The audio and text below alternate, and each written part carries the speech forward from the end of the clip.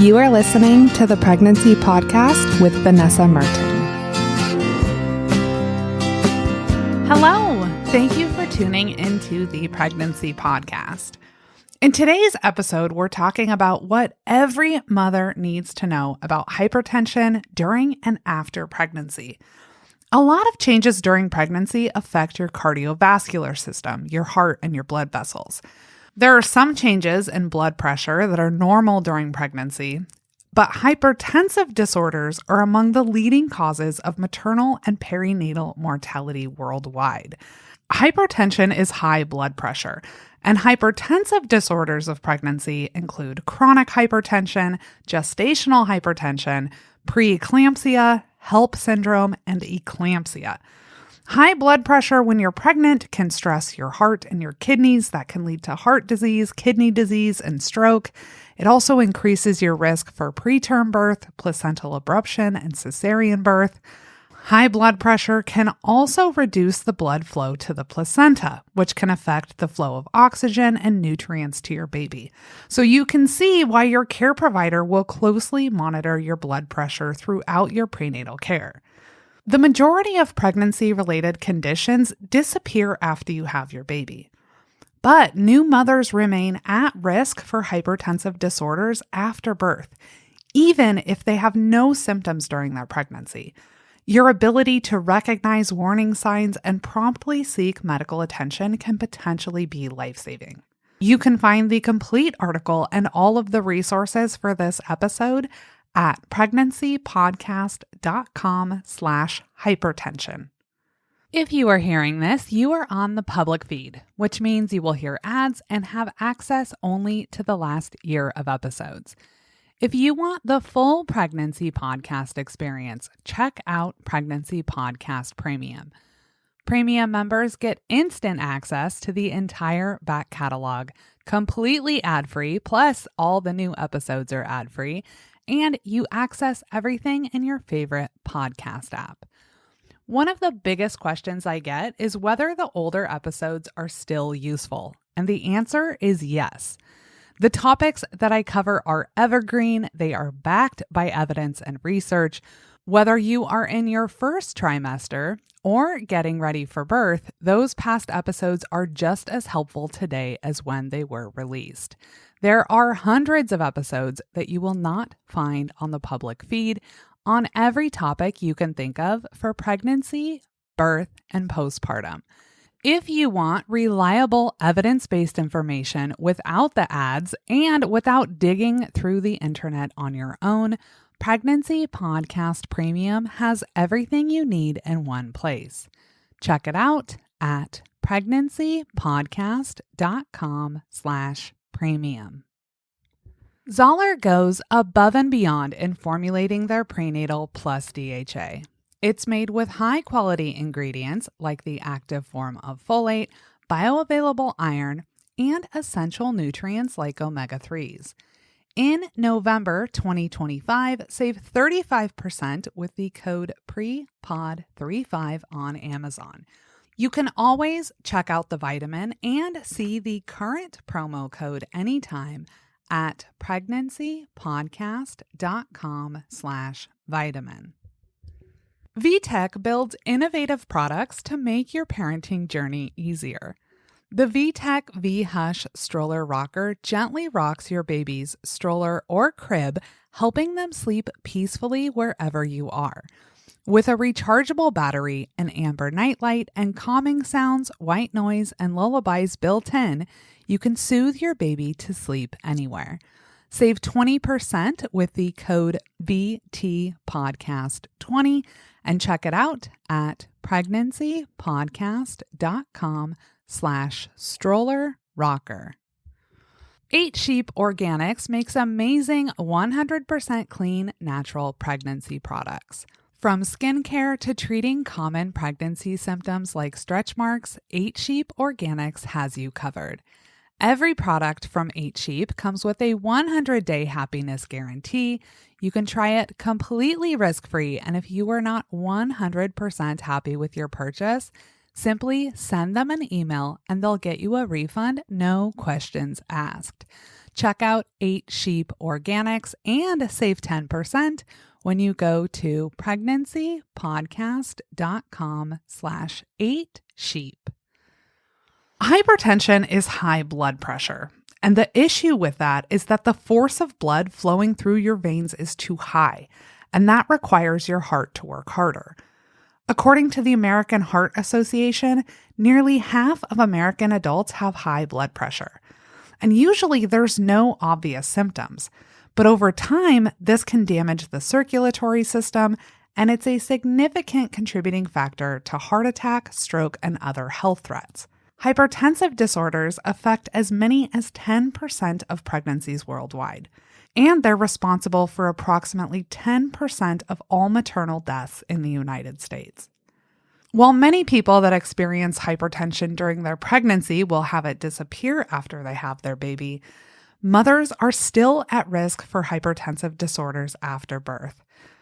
And that's true even if you had no issues with it during pregnancy. And later in this episode, we will talk about the warning signs so you know what to watch out for. Your care provider can test your blood pressure with a blood pressure cuff. And this is something you can expect at every prenatal appointment.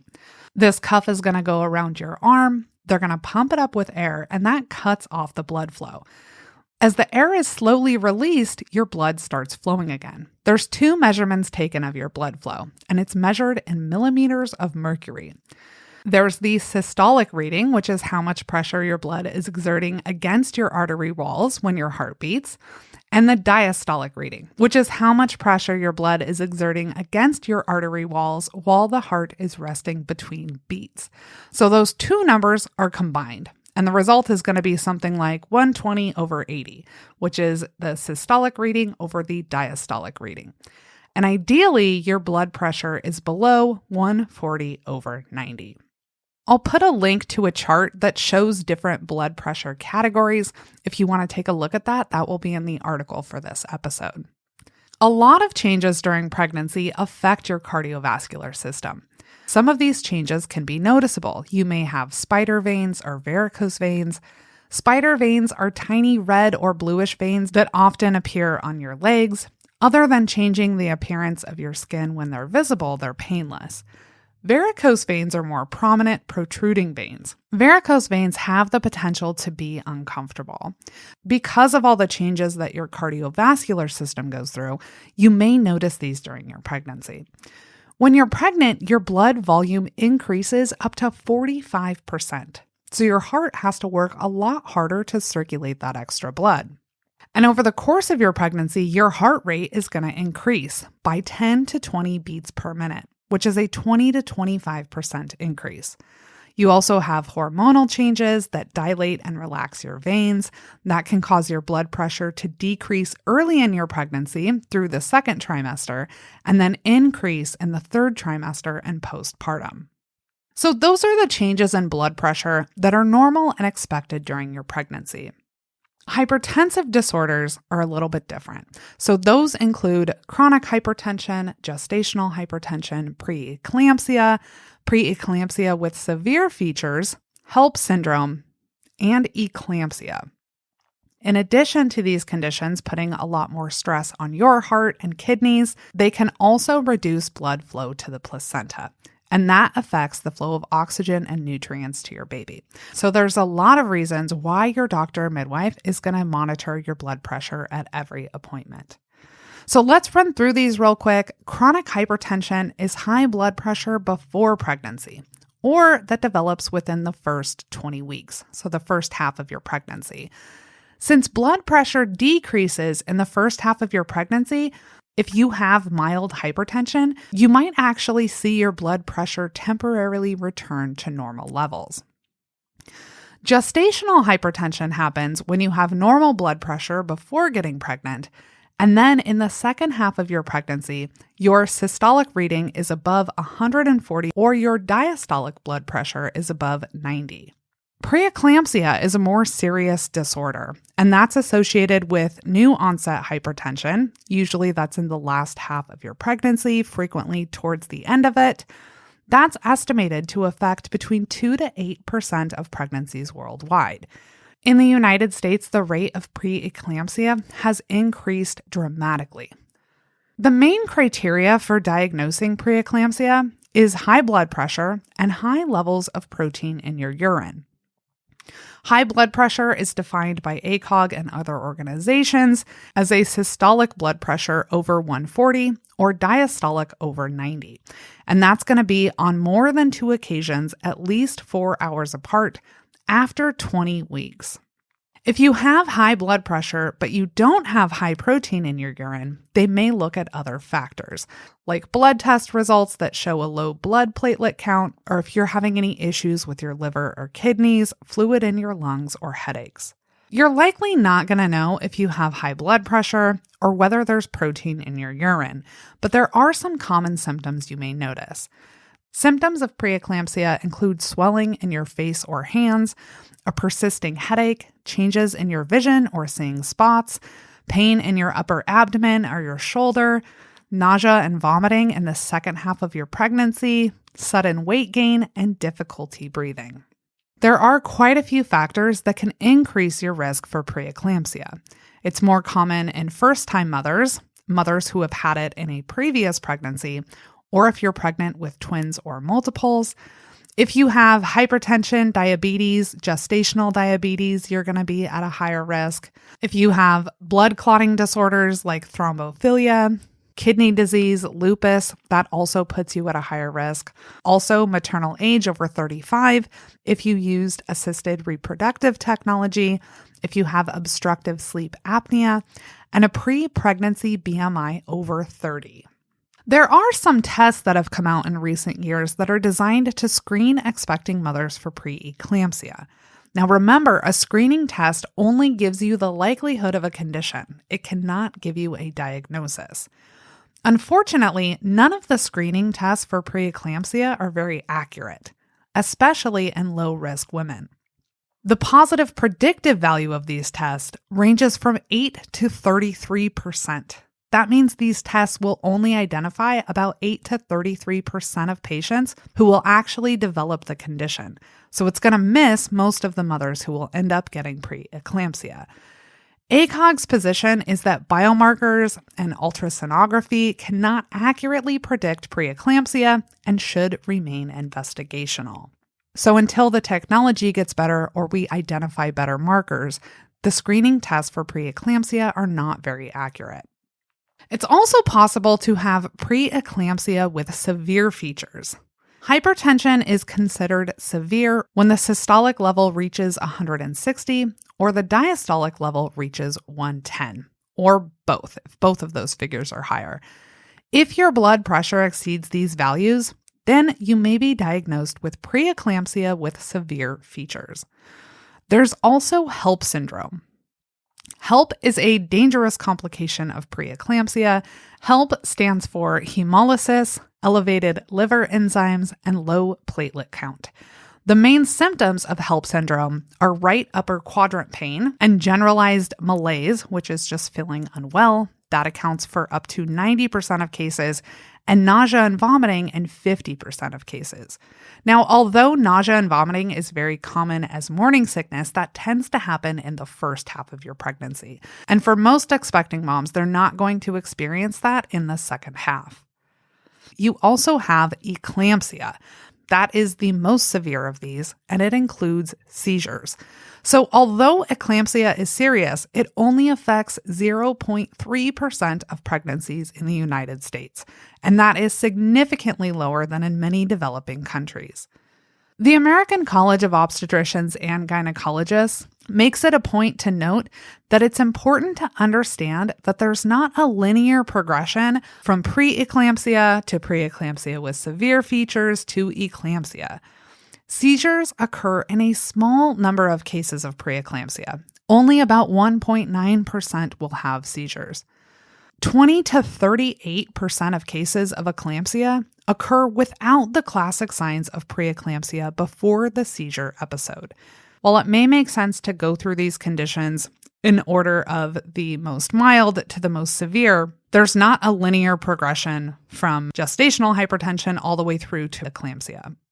Next, we're going to talk about hypertension and your prenatal care, how it's treated, how it can affect your birth. And we're also going to talk about hypertension after you have your baby, which is so important to know these warning signs, even if you do not have hypertension when you're pregnant. Before we get into those topics, I want to thank the sponsors that have supported this episode. A lot of companies have exclusive discounts for pregnancy podcast listeners, and you can always see discounts, promo codes at preggancypodcast.com/resources. It is challenging to meet your increased nutrient needs during pregnancy with your diet alone. Taking a high-quality prenatal vitamin is the easiest way to ensure that you and your baby have all of the vitamins and nutrients you need. My top recommendation is the Zoller Prenatal Plus DHA. My priority with any vitamin or supplement is high-quality bioavailable ingredients.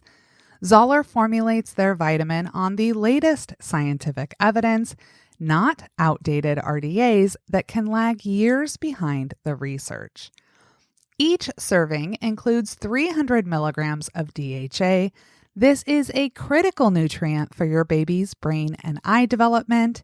Plus, DHA supports mood, cognitive function, and it's important for your mood postpartum. The majority of prenatal vitamins contain no DHA. This is just one detail on a very long list as to why this is my favorite prenatal vitamin. In the month of November 2025, save 35% on the Zoller Prenatal Plus DHA vitamin on Amazon with the code PREPOD35. And you can always check for the current promo code at preggancypodcast.com/vitamin. Thank you to VTech for supporting this episode. VTech is the #1 baby monitor brand in North America, and they build innovative products to make your parenting journey easier. One of their newest innovations is the VTech V-Hush stroller rocker, designed to bring comfort and convenience to your daily routine. This portable device uses a gentle mechanical rocking motion to soothe your baby to sleep in their stroller or crib so they can fall asleep and stay asleep even when you're on the go. The universal mounting system makes it easy to secure it to any stroller or crib, and with 3 adjustable motion levels, you can choose the perfect speed to calm your baby. It's waterproof and built for real life, so even a surprise shower if you're out on a walk with a stroller will not get in the way of nap time. VTech also packed in thoughtful details that parents appreciate, like a built-in amber nightlight, a rechargeable battery, soothing sounds, white noise, and lullabies. Soothe your baby to sleep anywhere with the VTech V-Hush stroller rocker. Save 20% with the code VTPodcast20 and check it out at preggancypodcast.com/stroller rocker. That's preggancypodcast.com/stroller rocker. Let's get back to today's episode. Your doctor or midwife is going to take your blood pressure at every single prenatal appointment. So if you're diagnosed with any type of gestational hypertension, there's going to be additional monitoring. You may have prenatal appointments more often. Your care provider may ask you to monitor your blood pressure at home or to do a daily kit count. They may also recommend additional ultrasounds because they want to monitor your baby's growth or other tests like a biophysical profile or a non-stress test. Those are tests that would happen later in the 3rd trimester. The level of additional monitoring is going to depend on your symptoms and your diagnosis. If you have gestational hypertension or preeclampsia without severe features, you may be treated in a hospital or as an outpatient with more frequent doctor visits. If you have preeclampsia with severe features, that may be treated in the hospital. There's quite a bit of evidence that low-dose aspirin may reduce the risk of preeclampsia in some women. Low-dose aspirin comes in 81 milligram tablets. That's compared to a standard tablet, which has 325 milligrams. The American College of Obstetricians and Gynecologists recommends low-dose aspirin if you're at high risk of developing preeclampsia or if you have 2 or more moderate risk factors. High risk would be if you have a history of preeclampsia or hypertension, if you're pregnant with twins or multiples, if you have gestational diabetes, renal disease, or an autoimmune disease. Moderate risk factors include if you have a BMI over 30, if you have a family history of preeclampsia, sociodemographic characteristics, if you're Black or low income, if you're over 35, and if you had a previous pregnancy with a low birth weight or a small for gestational age baby. And then lastly, if there have been more than 10 years since a previous pregnancy. If your doctor prescribes low-dose aspirin, the optimal time to take that is after 12 weeks, ideally before 16 weeks. And like any medication, even though you can buy low-dose aspirin over the counter, you always want to talk to your care provider before taking it. Do not go out and purchase low-dose aspirin and start taking it unless your doctor recommends it. Labor induction is very common with hypertensive disorders. So normally for somebody who's low risk with no hypertensive disorders, ACOG already supports elective induction at 39 weeks.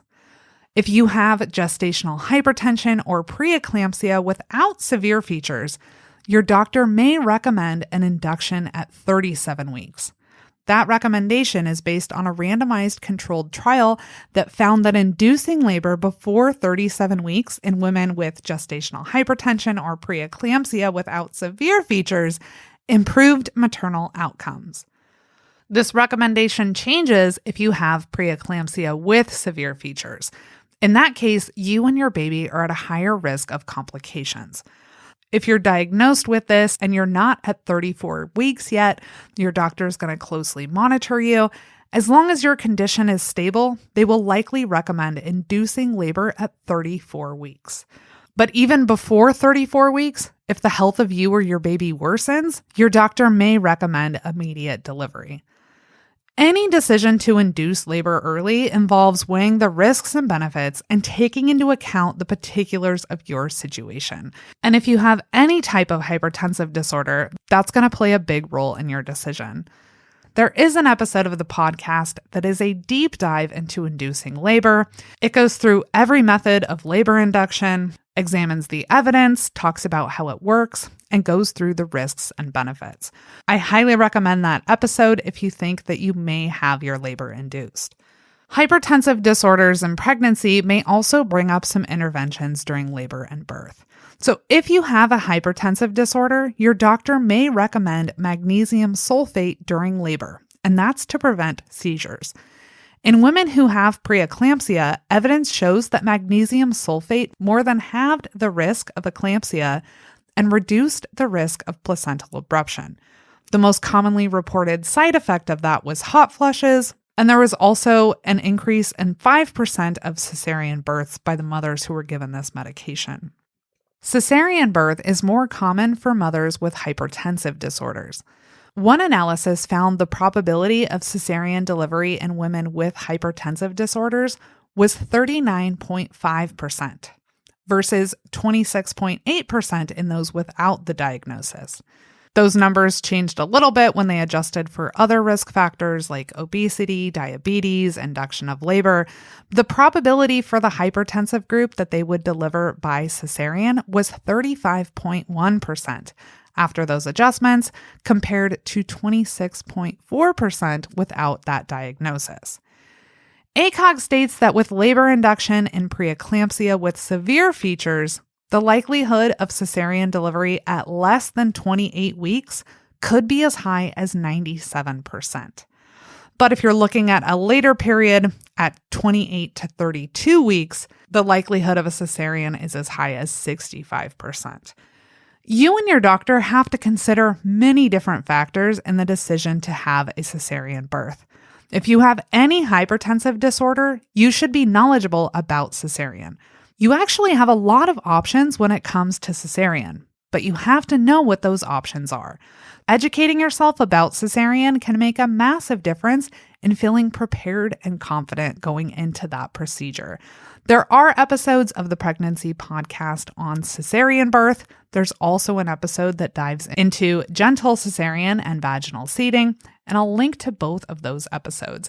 Those will prepare you for what to expect and also explain all of your options. Next, we have to talk about postpartum preeclampsia. The majority of pregnancy-related conditions disappear after you have your baby. But unfortunately, that's not the case with hypertensive disorders. Mothers remain at risk for these disorders after they have their baby, even if they had no symptoms during their pregnancy.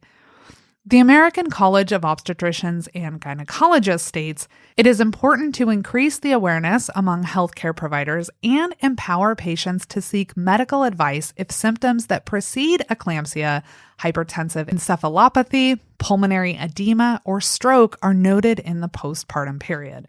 Most women who present with eclampsia and stroke in the postpartum period have these symptoms for hours or days before presentation. So that's the key that I want to focus on, is not freaking you out about this or scaring you, but that symptoms tend to show up early, and we're going to talk about exactly what those are. There's a lot more information available on preeclampsia than there is on postpartum preeclampsia. A review in the American Journal of Obstetrics and Gynecology really outlines the need for more research on postpartum preeclampsia. They note that approximately 60% of patients with new delayed onset postpartum preeclampsia have no diagnosis of a hypertensive disorder of pregnancy. So most women with delayed onset postpartum preeclampsia present within 7 to 10 days after they have their baby. However, that varies widely in the literature, with an onset of up to 3 months. The review notes that women most frequently present with neurologic symptoms, typically headache, which has consistently been reported as the most common symptom in approximately 60 to 70% of women across multiple studies. Your ability to recognize warning signs and promptly seek medical attention could potentially save your life.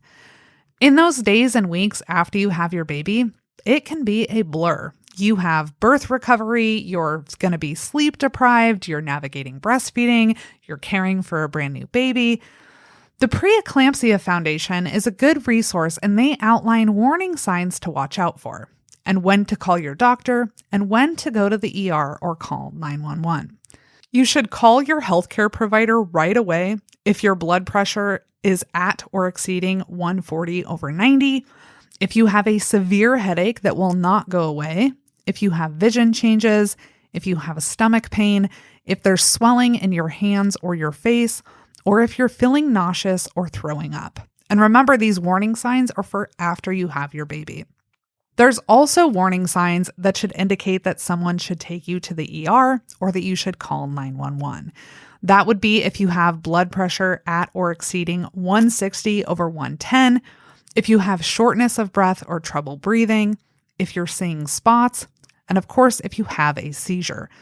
These blood pressure figures, the only way to know what your blood pressure is to measure it with a blood pressure cuff.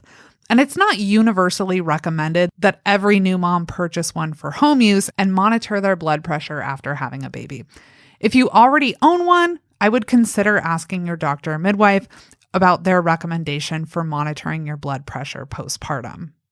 After you have your baby, it's important to attend prenatal appointments. That's a great opportunity for your doctor to check your blood pressure and talk about your birth recovery.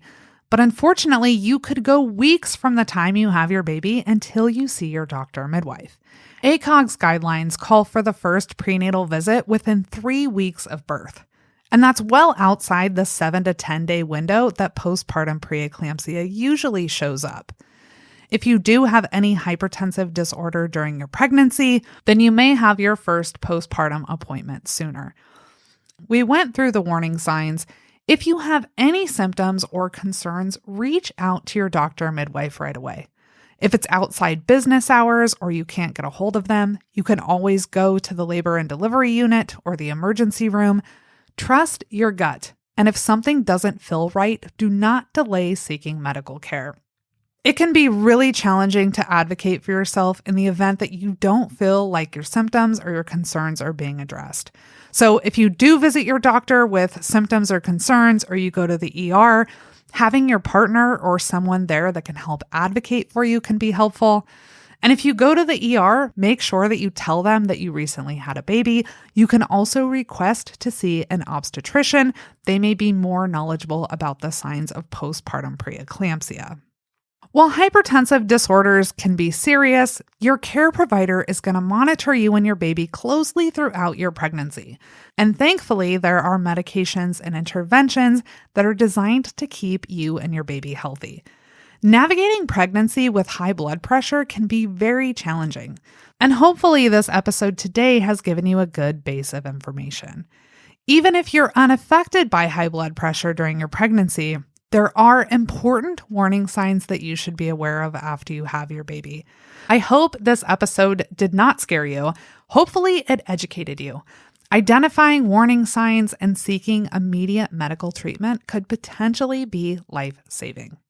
To recap today's episode, we talked about hypertension during pregnancy. We went through different conditions from gestational hypertension to preeclampsia to preeclampsia with severe features to HELLP to eclampsia.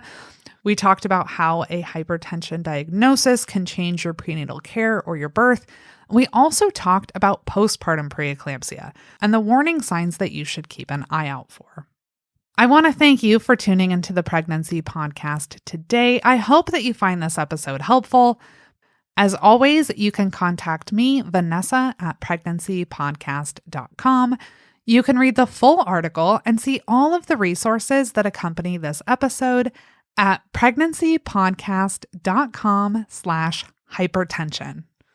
If you're looking for more evidence-based information, check out Pregnancy Podcast Premium. Premium members get instant access to every episode ad-free, including the entire back catalog, all in your favorite podcast app. One of the most common questions I get is whether the back catalog is still useful, or are those episodes outdated? The answer is that all of these topics are still absolutely applicable to your pregnancy today. And if new evidence comes out on a topic, I'll either pull the old episode or update it to make sure that you always have the most up-to-date information. If you want reliable evidence-based information without the ads and without digging through the internet on your own, Pregnancy Podcast Premium has everything you need in one place. Check it out at preggancypodcast.com/premium.